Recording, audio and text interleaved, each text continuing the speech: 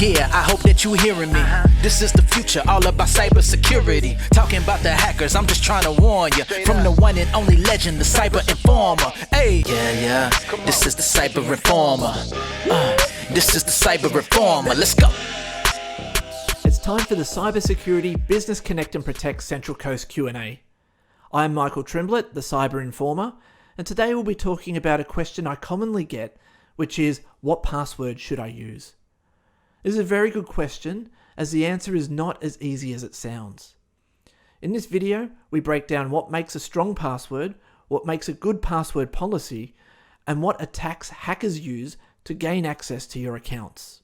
Here is a summary in table format of how long it will take for a hacker to guess your password. In this video, we'll talk about why this is the case. Now we can see there that it goes from 4 numbers only all the way through to 18 numbers, upper and lowercase letters and symbols. 4 numbers only will be cracked instantly, whereas 18 numbers, upper, lower and symbols will take 7 quadrillion years. From time to time in these videos, we'll talk technical information. I'll ensure you know when we're going to talk technical and how hard it will be out of 5. This section is rated 2.5 propeller hats out of 5, as we'll be talking about the mathematics of password lengths. The analogy I like is a password is like a needle in a haystack. This concept was created by Steve Gibson, a leading security expert from the Gibson Research Corporation. For more information on his research, head over to https://www.grc.com/haystack. I will be referring to Steve Gibson and his website from time to time. It looks like a basic website, but rest assured it is legitimate and safe. Think of your password as a needle in a haystack. The haystack is the number of password combinations, and the needle is your password.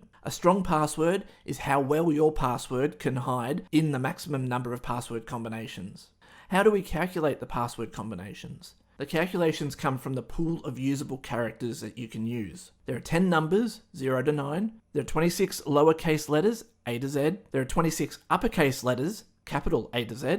There are 33 symbols or special characters, which are exclamation, at, hash, dollar, and so on. 95 is the total number of usable characters you can use in passwords. Let's look at the formula. The number of combinations or search space calculation, or if you like the haystack analogy, how big is the haystack? The formula is the combination of characters to the power of the length of the password. Using only numbers with a password length of 5, 10 to the power of 5 is 100,000 combinations. There are 10 numbers to choose from, 0 to 9, and 5 numbers in the length of the password. These numbers could be in any combination. The next example is a password 5 characters long, consisting of lowercase, uppercase, and numbers. To recap, lowercase has 26 characters, uppercase has 26 characters, and numbers have 10. Add them together and we get 62 characters to choose from. So this will mean the equation is 62 to the power of 5, which equals 916 million combinations. There are 62 numbers and letters to choose from and a password length of 5. These numbers and letters could be in any combination. The hacker doesn't know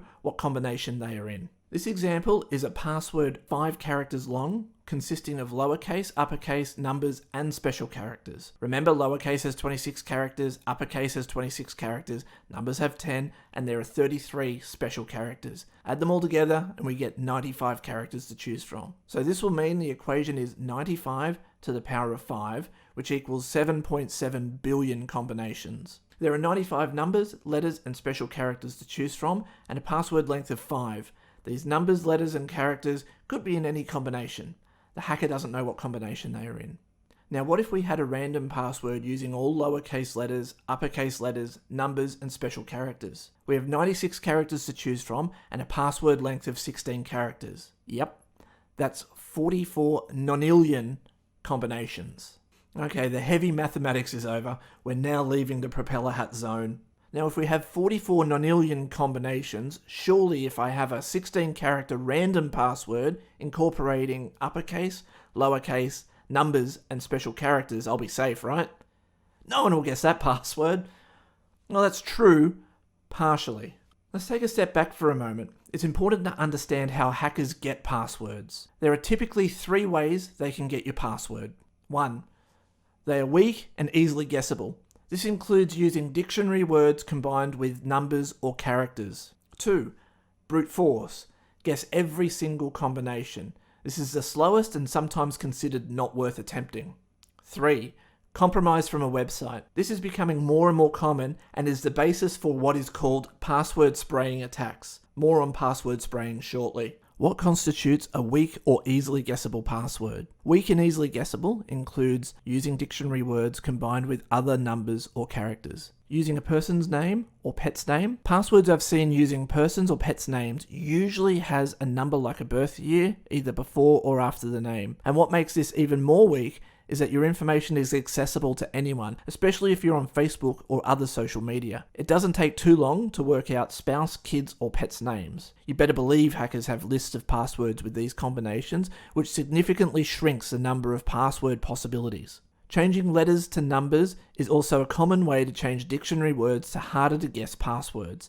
This is known as leet speak. Hackers know this trick too, and there are tools available to guess these combinations, so please don't use leet speak either. In this example, you will see hello there becomes capital H, 3110, capital T, lowercase h, 3, lowercase r, 3.